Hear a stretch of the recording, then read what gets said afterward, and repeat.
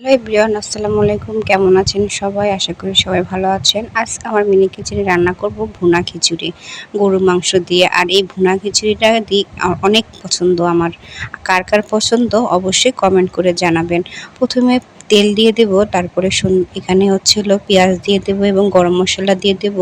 একটু নাড়াচাড়া করার পরে তারপর এখানে দিয়ে দেব জিরা এবং আদা বাটা, রসুন বাটা এগুলো দিয়ে আরেকটু ভালো করে সুন্দর মতন নেড়ে চেড়ে দেওয়ার পরে একটু সামান্য পানি দিয়ে দেব যাতে পুড়ে না যায়।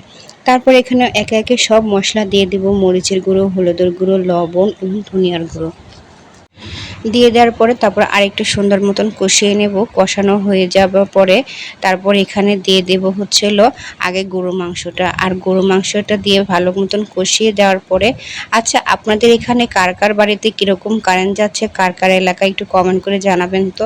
আমাদের এখানে তো কারেন্ট মনে করেন যে থাকে 1 ঘন্টা, আর যে থাকে মনে করেন যে 2 ঘন্টা। এত পরিমাণ জ্বালা, যেমনি পেজের রিচ এঙ্গেজমেন্ট একদম ডাউন, তেমনও কারেন্টের জন্য আর পেজে ঠিক মতন সময় দিতে পারছি না। যখন মনে হয় ভিডিও আপলোড করব ঠিক তখনই আমাদের কারেন্টটা চলে যায়, এত কষ্ট লাগে। এইভাবে তারপরে সুন্দর মতন মাংসটা কষানোর পরে এখানে চালটাকে সুন্দর মতন ধুয়ে নেব ভালো করে।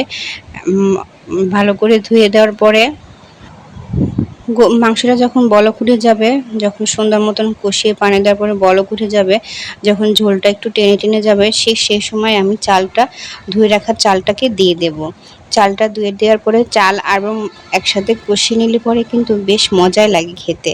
এভাবে কার কার পছন্দ অবশ্যই কমেন্ট করে জানাবেন। আমার কিন্তু বেশ ভালো লাগে এভাবে খিচুড়ি রান্না করে খেতে মাঝে মাঝে। আর কেন জানি না মিনি কিচেনে যেই জিনিসটা রান্না করা যায় সেই জিনিসটা খেতে অনেক মজা হয়।